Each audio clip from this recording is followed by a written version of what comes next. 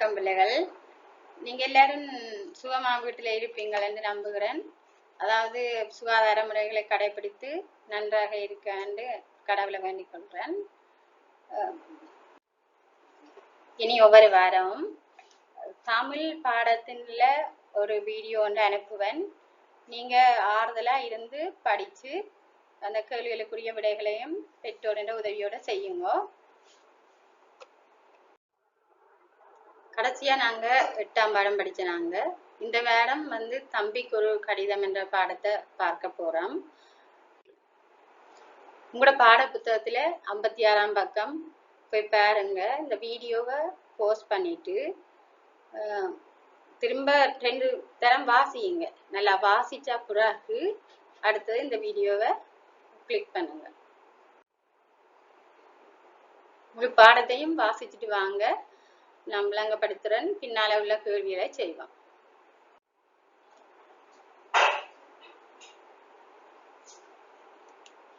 Okay பிள்ளைகள், நீங்க இப்ப பாடத்தை வாசிச்சுட்டு வந்திருப்பீங்கன்னு நம்புறேன்.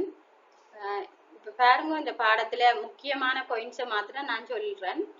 அதாவது இந்த தம்பிக்கு எழுதுற கடிதத்துல பொலித்தீன் பிளாஸ்டிக் பாவனைகளை பற்றி தான் சொல்லப்படுது. அது இந்த தீமைகளை பற்றி சொல்லப்படுது.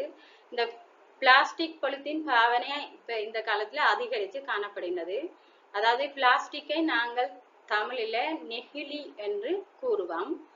பிளாஸ்டிக்கை மக்கள் விரும்பி பயன்படுத்துகிறார்கள். அதுக்கு காரணம் அது பன்முக பயன்பாடுடையதாக காணப்படுது. பன்முக பயன்பாடு என்றால் அதாவது நிறைய பயன்களுக்கு உரியது. மற்றது இலகுவாக எல்லா இடத்துலையும் கிடைக்கக்கூடியதாக இருக்கும். அதை விட மலிவானதாகவும் காணப்படும். நீண்ட காலம் பயன்படுத்தக்கூடியதாகவும் இருக்கும். அதனாலதான் எல்லாரும் அந்த பிளாஸ்டிக் பொலித்தீன்களை பாவிக்கிறார்கள். ஆனால் அதால நிறைய தீமைகள்லாம் காணப்படுகின்றன. நாங்க இப்ப தீமைகளை பார்த்தோம்னு சொன்னால், அதாவது பாவித்த பிளாஸ்டிக் பொலித்தீன்களின் கழிவுகளை நாங்க என்ன செய்வோம் என்றா அப்படியே நாங்க வெளியில வீசி விடுவோம். அதனால மழை நீர் அதுல தேங்கி நிற்கும். பெய்கிற மழை நீர் தேங்கி நிற்பதால அது நீர் மண்ணுக்குள்ள புக முடியாமல் ஊடுருவ முடியாமல் காணப்படும். அதனால மண்ணின் வளம் குன்றக்கூடும். மற்றது அந்த பொலித்தீன் பிளாஸ்டிக்ல மழை நீர் தேங்கி நிற்பதாலேயும் எங்களுக்கு நுழம்பு பெருகும். அதனால என்ன ஏற்படும்?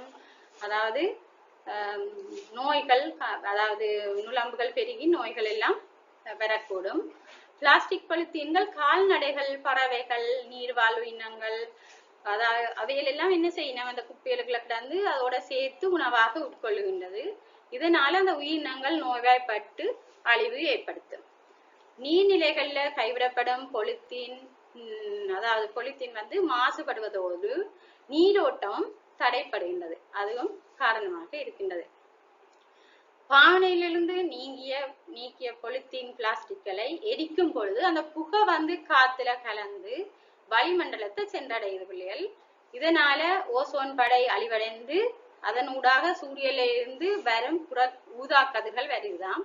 அந்த ஊதா கதிர்கள் பூமியை வந்தடைவதனால பூமியில் உள்ள உயிரினங்கள் என்ன செய்யணும்? பாதிப்படையுது. மற்றது நீர், வளி போன்ற அனைத்துமே என்ன செய்யுது?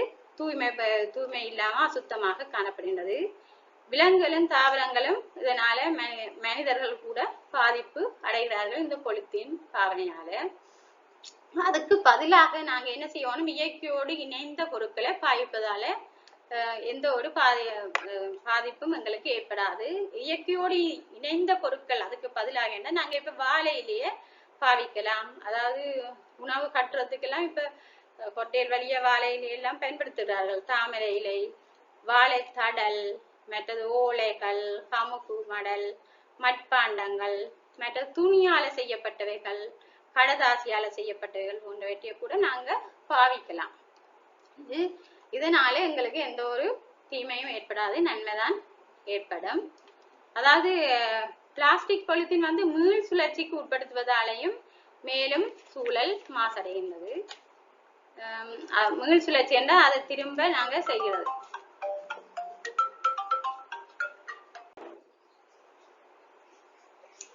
அதை தவிர்க்கும் போது சூழல் தூய்மையாகவும் பசுமையாகவும் காணப்படும்.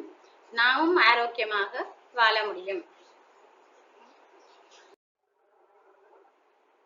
ஓகே பிள்ளைகள், இப்ப நாங்க கேள்விக்கு போவோம். உங்களோட பாடப்புத்தகத்துல 59ஆம் பக்கம் பயிற்சி 9.1 பாருங்க. அதுல முதலாவது கேள்வி வந்து கடிதம் எழுதியவரின் முகவரி யாது வந்து கேட்டிருக்கு. அதாவது முதல் அந்த கடிதத்தின் முதல் பக்கத்தை பாருங்க. அதுல வந்து இலக்கம் 28 பிரதான வீதி ஹட்டன் என்று போட்டிருக்கு. அதுதான் அதுக்குரிய விடை. அடுத்த 2வது கேள்வியை பார்ப்போம். இன்று உலகளாவிய சூழல் பிரச்சனைகளில் முதன்மை இடம் பெறுவது யாது என இங்கு கூறப்பட்டுள்ளது. அதாவது சூழல் பிரச்சனையில முதன்மை இடம் கூறப்பட்டுள்ளது பொலித்தீன் பிளாஸ்டிக் பாவனை தான். அது 2வது கேள்விக்குரிய விட.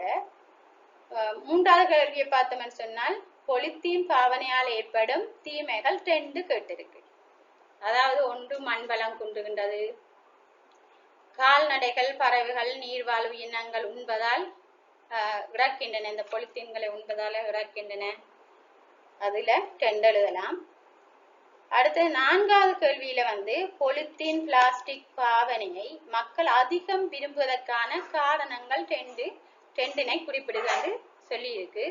அதுக்கு நிறைய காரணங்கள் இருக்கு.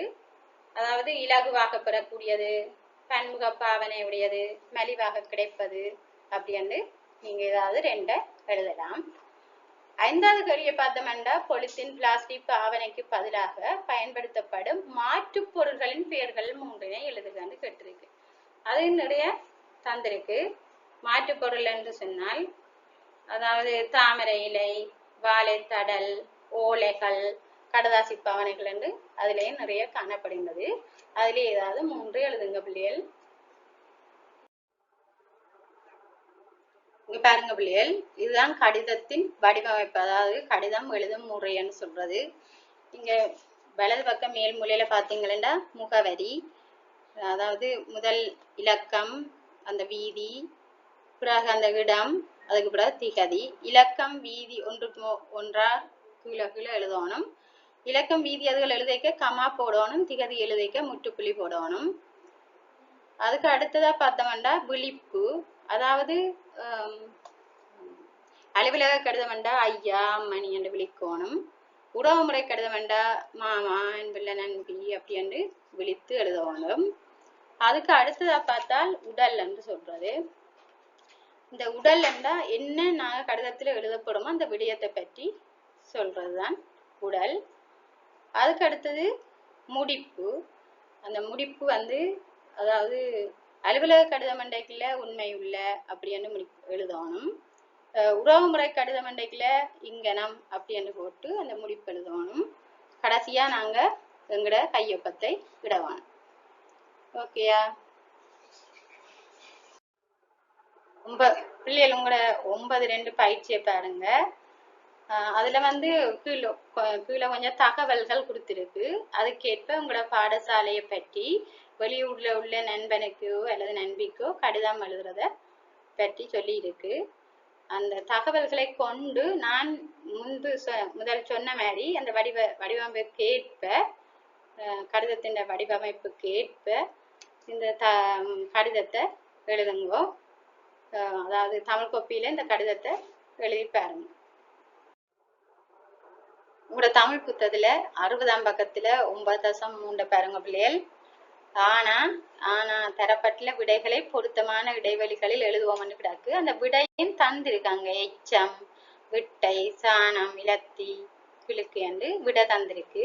இப்ப மாட்டின் மலம் என்ன சொல்லுவோம்? சாணம்.